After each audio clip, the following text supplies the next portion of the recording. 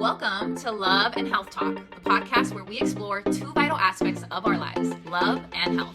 I'm Annabelle, a therapist and relationship coach. And I'm Laura, a health and wellness expert. Join us as we delve into topics related to relationships and well-being. We'll provide practical tips and insights on nurturing, thriving connections. And we will discuss various aspects of health. Tune in for expert advice and actionable strategies to enhance your love life and well-being. Love and Health Talk, where love and health meet for a fulfilling life. So welcome, guys. We decided to talk about a very, very interesting topic today because we noticed that we're having more and more questions from people who are asking like, okay, I have this kind of issue. Where should I start? Where is my start? Doesn't matter if it's relationships, your health, any kind of issue. So we decided to dive a little bit deeper into that and just tell you our perspective, right? About where the healing starts, how to find the person who could be like perfect for you, right? So yeah. And I think that when we are looking at our health and our relationships, because they're such huge topics, a lot of the times, depending on the symptom that you're having, you don't know where to start. And so we just want to break some of that down and talk about some of the symptoms that people are having when it comes to their health and their relationships. And then give you guys some pointers for that. Absolutely. Well, so let's start with health first. Where would you say people should start when they're having challenges, just overall? Of course, health is a very wide topic. Yeah. It's very, very hard to say because my advice would be different for someone with anxiety and for someone with emergency, acute condition. So we definitely should think about that, how acute it is, how fast you have to solve this problem. Because if people have chronic symptoms for years, decades, okay, let's say 5 years, 10 years, 15 years, then it's not that acute, right? But if there is something that is emergency, you definitely know where to go, right? Like if there is emergency. Absolutely. So, but if there's a topic that people want to dive deep to understand, okay, what's actually going on? Where's the root cause of the symptom that I have, the health concern? Doesn't matter. So then I would say that we cannot separate physical body. That's the thing. Because right now, a lot of people talking about mental, emotional, spiritual health. And a lot of people talk that everything comes from our spiritual self, mental self. Thoughts can cause a disease, emotion can cause a disease. Definitely, that's totally true. Mm-hmm. But if we're not focusing first and making sure that our physical body is safe and healthy enough to be able to work on that level, we're not going to have anything. Yeah. And I think also too, to kind of back up just a little bit, when people go on a journey to heal themselves, whether it be in their health or their relationships, there's usually something chaotic happening. Oh, like it's usually a crisis. Like even though we're talking about acuity of like how big the problem is or how severe the symptoms are, the reality is that people don't get the help. Even when let's say you're having a headache, you think it's going to go away in a couple days. If your relationship is having challenges, you think over time it's going to get better. And that's kind of that like negative belief that we tell ourselves is, oh, time will heal it. And then time passes and it doesn't get any better. It doesn't heal. And so when people come to us, they're usually in a state of crisis. They're usually in a place where they can't go on any longer. The pain has created a lot of disturbances in their life. They are having just really negative consequences, right? To break this down for people who are listening, what is a major symptom that people come to you, which is usually not the problem? There's a lot of other stuff going on, but what's like a symptom that people come to you and where do you start with them? First, like all the time, we start on the physical body. My job is to make sure that your physical body at first is healthy enough, safe enough, and there is no emergency going on. And then if I make sure that, okay, this part is okay, we can go deeper. I heard a very good insight a few days ago. For example, you driving a car, you see the check engine light, you're not gonna just remove the light or like, okay, I'm gonna put it like duct tape or something. you're gonna do something. You're gonna go to find the reason. But when it comes to the body, we tend to do that. We tend to like, okay, my head hurts, my stomach hurts, I don't have energy, my relationships are falling apart. What we do, we try to, okay, I'm just gonna grab a pill, or I'm just gonna close my eyes. Immediately fix it. Or just try to find a fix, as you're saying. But usually it's not how it goes. If there's your car, you would be more attentive. You would be like, okay, damn, what that could be. Maybe it's my engine, maybe it's this part, that part of the car. I don't know the parts of the car, but whatever. But when it comes to the body, we're just like, okay, how can I fix that in 20 minutes? So that's why I take Advil or something. Or if that is related with our relationships, we're like, okay, I'm just gonna close my eyes, time will heal that. Yes. We will figure this out, you know? And yeah, we will figure this out. But now you choose how you want to figure this out. Do you want to get blind on that? Do you want to find the reason? Do you want to like fix yourself a little bit so you would be able to move forward, you know? That it's on you.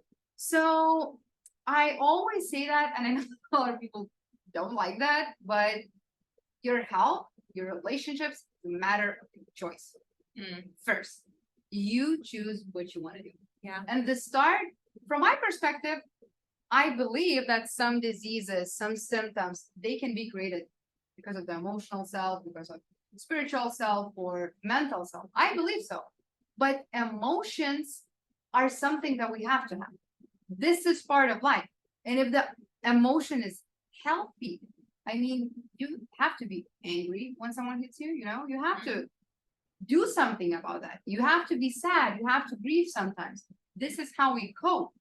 And the normal amount of emotion, it's not going to be the cause of disease. But if that emotion is lasting for too long, if it's very excessive, it's shock.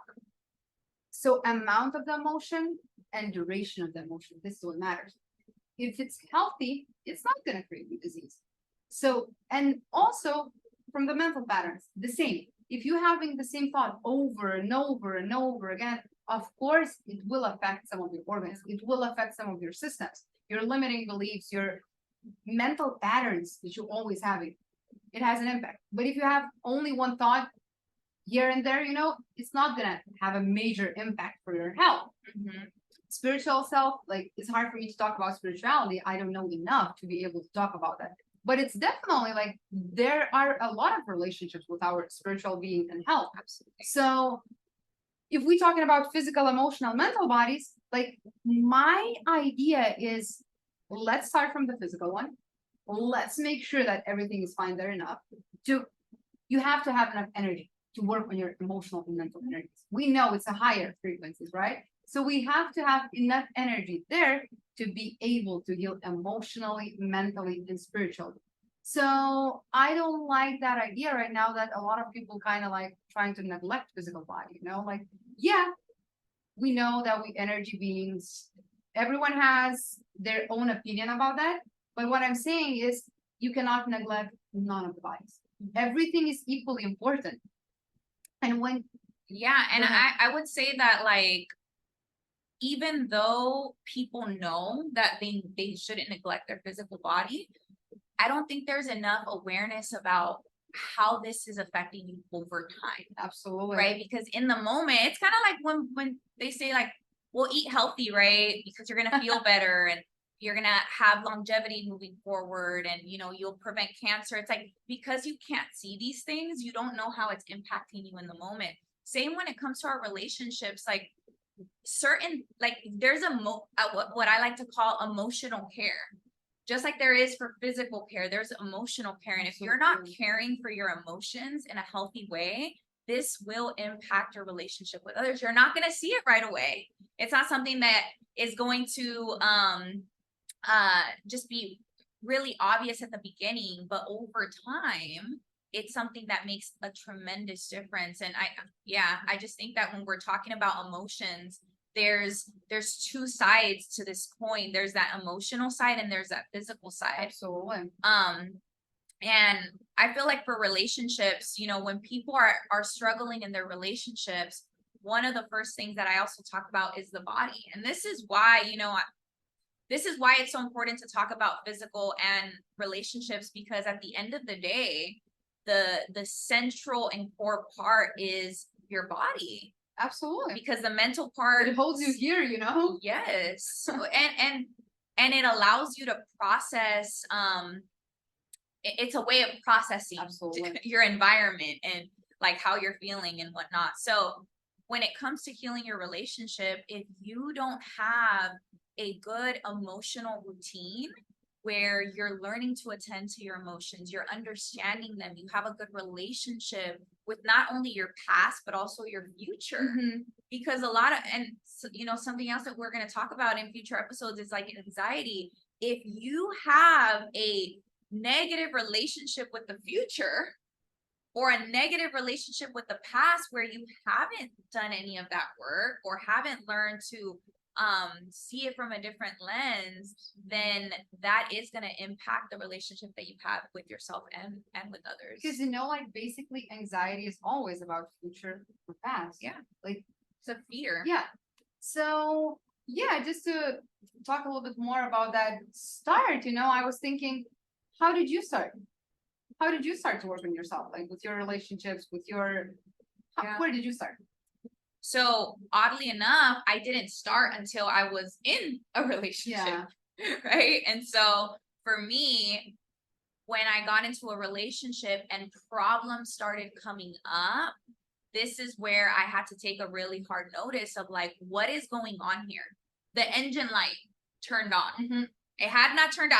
I didn't think anything was wrong with me or with my relationships prior to that, but the engine light turned on. And for me, I it did start in therapy. That was one of the avenues that was available at the time. Yeah. Like nowadays there's more modalities and there's Oh, more yeah. ways of treating different things, but for me that was therapy, and just being able to talk about it was healthy. And as I've shared before, the talking wasn't enough. And something that's really important is I think a lot of people try to heal their minds with their minds. You know, as we talked, like how I see things, you cannot fix matter with the matter, emotion with emotion, mental with mental. It's impossible. No, You have they to cancel go- each other out. Yeah. You have to go deeper, like one layer deeper or one layer up to be able to reach that, you know, like that's why a lot of people are disappointed Yeah. about talk therapy, you know, that's why a lot of Yes. people get disappointed with Western medicine. Like that's why we have been this kind of not argument or something, but people just don't understand that we have to go deeper or a little bit up to be able to reach the cause. Yeah. You know, so that's why I love how you combine, how you add that physical body part. Yes. They are not separable. Yes. They are together. Physical, mental, emotional, spiritual bodies. We are the being which we are able to have everything in us. Yeah. So that's why we cannot neglect some parts. We cannot separate these parts. And to be able to heal fully, you know, like everything should be exponentially. Yeah. And when clients come to me, usually clients come to me because they feel like their partner doesn't understand them. They feel like their anxiety around the relationship is really high and they don't know how to control it.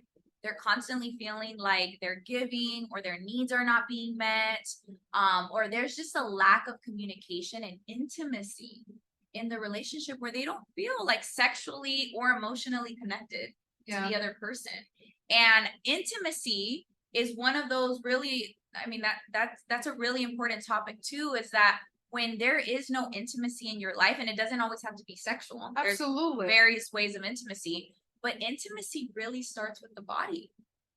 And if you don't have a sense of connection to yourself, you will not be able to connect with others. So when people come to me and they're like, oh, I got all this relationship stuff going on, we start to really focus on them and what their relationship is to themselves. And I've talked about this before, but I use EMDR, and you can talk about electrojournal afterwards, but I use EMDR, and EMDR is basically the idea that in order to heal the anxiety that's coming up for you or the PTSD that shows up in your relationship because of past trauma, childhood trauma, sexual trauma, it's not allowing you to form that sense of connection. And so through EMDR, we desensitize that emotion.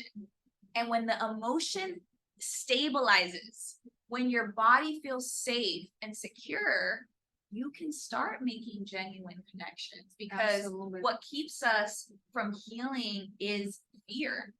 That's true. Like, I'm scared of connecting with you. We have to have faith. Like, I was listening to a very, very interesting book this morning when I was driving here. Faith is something where healing starts. We have to have this to, okay, now I'm going to do that. We have to have enough faith. And that's why I think to find practitioner, coach, doctor, it's super important to find the person which actually matches you, like your beliefs. Because by the end of the day, truth is what you believe in. Yeah. That's it. There's nothing more. I have my own truth. You have your own. Everyone has their own truth. So it's by choosing the practitioner, I think half of the job is done. If you find someone who you can trust, they create enough faith for you. You trust their knowledge, way how they talk. You feel just connected with them. We have to have that. Because, for example, I don't like that idea when I was studying in the university, you know, like we had that idea, like, okay, this is the doctor, this is the client. You try to keep the gap, you know, like, okay, you're the authority or something. No, I don't think that it's supposed to be this way. I don't believe in that. I think that I want to have the relationships where people are able to tell me whatever is going on, because everything matters. Because, you know, I'm having a client and someone else, I'm not sure if it matters. Everything matters.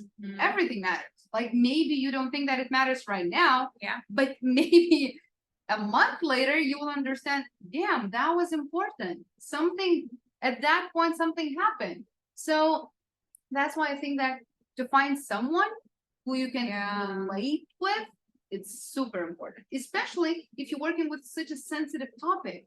Relationships, health, you have to trust that person. Because then if I don't trust you, I'm not going to tell you what's going on in my relationship, talking about my like sexual life, emotional life, these kind of connections. It's super hard for me to talk about that then. Yeah. So I think it's very, very important. And I believe that we should start whatever we feel that the major problem is. You know, like if you think that my relationships are the major problem, go ahead, start with relationships. And then you will understand, like, okay, maybe I have to work on my health. Maybe I have to work on myself first, not my relationships, you know? So I think that if you find a problem somewhere, try to find which way resonates for you the most. Okay, if that could be the coach, different alternative healing modality, Western medicine, Eastern medicine. By the end of the day, you know what you're going to get. This is what I'm always trying to tell people. Like, hey, don't blame the coach. Don't blame the doctor. Don't blame the Reiki specialist or acupuncturist. Because before you do that, you made that choice. But here's another thing. And so I heard this the other day. Even though you made the choice and you feel like you're blaming them, at the end of the day, you needed to get there to go to the next step. Because a lot of the times, and this is why we're talking about, like, well, where does healing start? Because sometimes you don't know where to start, and you kind of go in blindly. Want to add, and for everyone, it starts at a different place. Yes, that's the thing. Like, there's no such a formula, you know, like, oh, you go to relationship coach, and you heal. This is what I'm gonna do. It doesn't work like that. And so even though you're like, oh, well, it didn't work out, or she wasn't the right person, it's not that they weren't the right person, is that now you know what you don't want. Like, you're learning at that point, you know, you learned what didn't work for you. Yeah. And you have more awareness, because the other thing too, and I think a lot of people miss this, is when we're starting to heal, there is a lack of awareness. There's a lack of information. We don't know what we don't know. We just know something is wrong. And we don't have to know it first. Like, that's why we hire someone, you know? That's why you go to ask for help. That's the thing. And sometimes I get that. It's super hard to ask for help. And I love what you said about, like, starting with faith, because, and this is why it's so beautiful that we have Instagram and social media and like podcasting, because you really get to know people. like, I know this is a silly example, but you know, when you're choosing classes for college and you're like, Yeah. okay, you're going to spend what, 16 weeks with this professor, you know nothing about them. And people started going to like reviewyourprofessor.com or something like that, Yeah. right? To really find out about who you were going to be working with. And Yeah. I think we have a high advantage of this now where there's so much information about the therapist, the coach, the practitioner, where you're really getting to know them. And like you said, understanding their views, understanding if this is a person who truly understands that problem. And I think that's Right. why we share our stories. Everyone shares their Yes. stories because then you feel, okay, you solved this for yourself. And I think that we going to pretty similar to that. Yeah. And that's why I think you can help me. So that's why I think that's why people sharing stories. Not because to attract something or whatever. No, you just want to let people know this is how I started. Yes. This is what I did. And it didn't work or it did. And beautifully enough, I teach a workshop where I basically take clients through the journey of changing their attachment style, right? And I share my story at the beginning of that workshop. And what's really beautiful is like afterwards, and I meet clients with after the workshop, and they say, like, oh, I really connected with your story. Like something similar has happened to me. And like I think that's so cool because a lot of the times, especially for our clients, not me, I have the understanding that people go through similar tragedies and traumas. We're not alone. We're never alone. But other people think they are. And so when you open up and you understand like the story of your practitioner, your coach, and you can align with that and immediately feel I'm not alone and you can help me because you've been through that. It's really amazing. That's why we seek, like, this is my idea why people seek diagnosis. You know, a lot of people want to have diagnosis because then you don't feel alone anymore. Yeah, that's true. You just feel like, okay, there are people who going through the same experience as I am. Yeah. So, and I noticed that when people come to see me, my first question is like, okay, what is the main symptom? What is the main concern that you have? And people start naming their diagnosis. And you know, and I see a lot of people with the same diagnosis, they have different everything. So, but I understand, like, it kind of puts us in the box. You know, like, okay, this is my diagnosis, this is who I am. And it's not a good or bad thing. It's a thing. No, we just see that to create some safety for us. So to have some answers, it's very like it calms our mind. You stop looking, searching, and that's very relaxing. What's clarity? Yeah. And at the end of the day, people come to us and seek healing for clarity. Yeah. There's so much confusion. They feel so lost. They feel alone. They don't have support. Something I talk about a lot is like why, we're talking about how to start, but let's also talk about like why people don't start. Yeah. And a big reason is fear. They don't know. I think it's the major reason. That, yeah. It's at least for my side, the reason people don't want to heal their trauma or don't want to seek any help is that it's been there for so long that to actually open up those wounds sounds so scary. Imagine living with a secret. Something happened to you in childhood and you never told anyone. You were 6 years old, you're now 30. Imagine living with that for 19 years.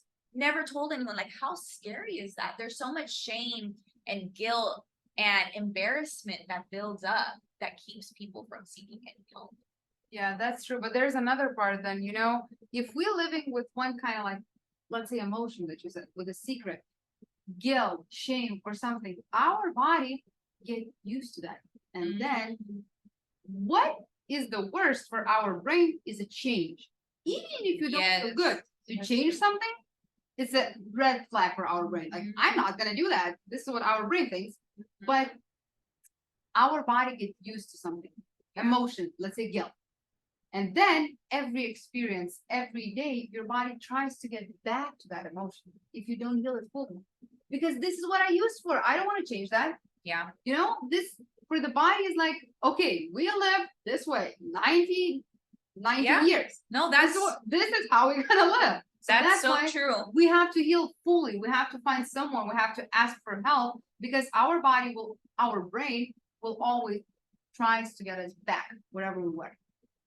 Just back. Doesn't matter if it's good, bad, just the thing that I'm used to. No, that's so true. I forget like how important safety is. No matter if something is unhealthy, as long as it feels safe. This is why people end up in really unhealthy relationships because they know it's not healthy, but that change this is so the worst scary for the brain. For the brain, like our brain tries to prevent us from that. And you know, sometimes like when you start the new course or like you start healing and you know that weird period, I'm not sure if you noticed, but I did. When you start something new, absolutely new approach, new idea, something, learn something. After like 3-5 days in your head is like, you know, why did I do that? It's like it doesn't even make sense. Yeah. And you have this kind of weird, and then is the critical moment. You're gonna move forward, or you're gonna get back. Mm-hmm. So we have to, of course, our brain is trainable. Like we have neuroplasticity. Yes. You can change everything. It's not a thing. Like we are replenished every single day. Yeah. So we can change, but we have to kind of caught ourselves. What are we doing? Am I starting to thinking about the same thing, same mental patterns, same emotions, and everything? So to heal fully, it's a journey. Yeah, it's not a like quick fix. It's not gonna happen this way. Yeah, you can find the cost in first session, first talk. Like, you can find that. But then what's next? Yeah, what we're gonna do with that? Yeah, and if you're someone who's like thinking of healing and like there's either fear, there's the shame, there's an emotion that is keeping you back. I guess my tip would be that you start writing down like the pros and cons. Meaning if let's say it's your relationship, right? Really writing down like what are the things that you're unhappy with about this relationship and what are the things that have been working. And what I've noticed, at least from people, is that the list of things that they're unhappy with or things that they wish they could change is a lot bigger. And when things are a lot bigger, it's hard to ignore. And the more that we see that, the more that we can convince ourselves like, hey, it's actually going to be beneficial to change, then this it's the first step, because really the first step is desire. Oh yeah. If you have the desire to change, you believe that you can change, then you can. And that's really the first start. What about for you? Like if somebody was on the fence about healing or even starting, like what's something that you would say to them? I think that what I would say would be always have faith to do things. Try it. What can you lose? Try it. This is how I go through life. I'm afraid. I can be scared or something. Doesn't matter. You still do that. Yeah. Just take that jump. It's hard. It's super scary. It's crazy hard, but you have to do that sometimes. So I believe that faith is something, as you said, desire first. You have to have desire, but we know that we have desires for some reason. It means like I'm not happy about something. Yes. It can be my relationships, my health. But if I desire something, it means I'm not okay with that. And basically, I heard that our quality of life is equal to the emotions that we experience. Yeah. This is what matters. You know, and when you ask people, okay, what kind of emotion do you feel on a daily basis, you know? And on one side of the paper, write me the good emotions that you feel daily, and the other side, bad emotions. There's no such thing as bad emotions, but like emotions that you're not happy with, you know, on the other side of the paper. And usually, as you said, the list is longer. And then we're like, okay, how can we change that? Yes. So for some people, they might be healthy, you know, but they have some issues with relationships. For some people, they can have very good relationships, but they could be not that healthy in their physical, emotional, or mental bodies. And everything is related. As we talk, we cannot separate that. So I think that my tip is always have faith and always try things. Yeah. Try. You will reach that person if you will try enough times. You know, sometimes we are so close to something that we can have, we just stop trying. And you would never reach that. Sometimes only 2 inches left, you know? Yes. But you're not push it. Yeah. You're not. Yeah. So there's like I have this question. Someone asked, when can I know that it's time for me to stop? reaching that goal. Never. Mm. It's never time to stop because you can be so close to something that you want. One kick, one push, one person, one meeting, one appointment. But it's not about the end goal. Yeah. It's about the progress. Now, I would say stop chasing a goal if you're not making progress. It's That's like people in relationships where they're like, no, I really want this person. I want us to get married. That's the end goal. I want us to have kids. And it's like, well, if there's no progress in that relationship and you're not seeing this person changing, or you don't feel like you're growing and changing, like, stop the goal. That's it's not the right environment or the right person to continue in that. We always, as you said, we always have right to change our goal, our desire. Yes. It's okay to change it. It's up on you, but you have to, and usually you have to have someone to help you to understand when it's okay, it's enough to do that. Maybe not enough to do that. Maybe to find a different approach how to get that. Yeah. So, and talking about, as you said, like maybe that person, I want to marry that person, I want to have kids with that person. I believe in this case, it's an idea of something. What are you chasing for? You're chasing for happy marriage, probably. Like you chasing for family. But don't put yourself in the circle that it has to be with that specific person. Yeah. Like you can reach the goal. You can have the same goal. Just eliminate that person. And if he's right for you at that specific point, it's gonna be him. Absolutely. Yeah. Cool. So this topic was more about really getting you to think about healing. Yeah. And giving you tips about, where to start, how to identify. Yeah, and we definitely want to hear from you guys. So leave any comments below and see you next time.